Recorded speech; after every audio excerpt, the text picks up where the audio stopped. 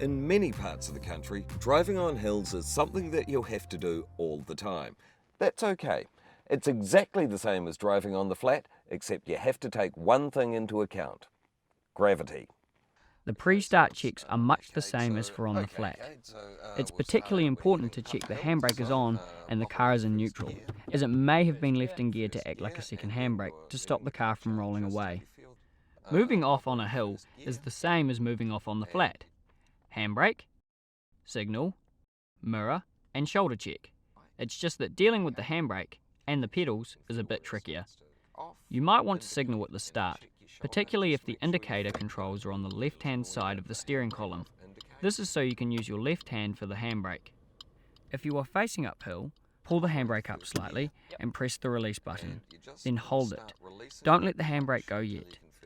Let out the clutch until it just starts to bite. You will hear the engine tone drop a little. Hold the car by depressing the clutch slightly. Then slowly release the handbrake. If the car starts to roll back, pull the handbrake up and start the process again. If you are managing to hold the car still, then signal, if you haven't already, check your mirrors and over your shoulder. Give it more accelerator and slowly release the clutch, and you will be away. A quick note: if your car has the indicator controls on the left side of the steering column, you'll need to indicate before you pull up the handbrake. As soon as you've managed one hill start, pull over and repeat, repeat, repeat. Once you are getting good at it, try driving a bit further and changing into second gear. Because of gravity, you'll need more revs to do this than when you were on the flat. And away you go.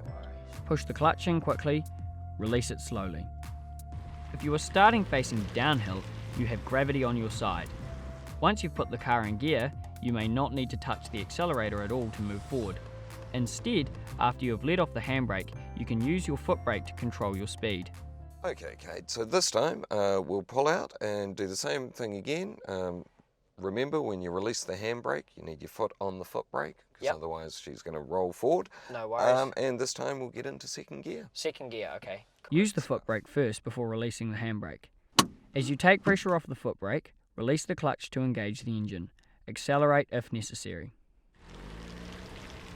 When you're driving on hills, you need less or no acceleration to go down, but you need to give it more accelerator to go up. Braking downhill will also take longer to take effect. On steeper hills, you should use lower gears, so-called engine braking, to help keep your car's speed under control. Engine braking is vital on long downhill sections to reduce the chances of brake failure. When you're using engine braking, you'll need to use the foot brake when you push the clutch in to change gears. When it's time to stop, as always, check in your mirror for anything behind you. Indicate left and keep your eyes high.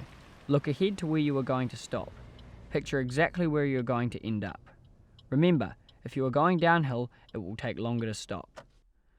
When stopping, take your foot off the accelerator, gently apply the brake, and put the clutch in just when you're about to stop. If you are leaving the car parked on a hill, remember to leave the handbrake on, the car in gear, and the wheels angled into the curb. If you're facing uphill, put the car in first gear and angle the front wheels right. If you're facing downhill, put the car in reverse and angle the wheels to the left.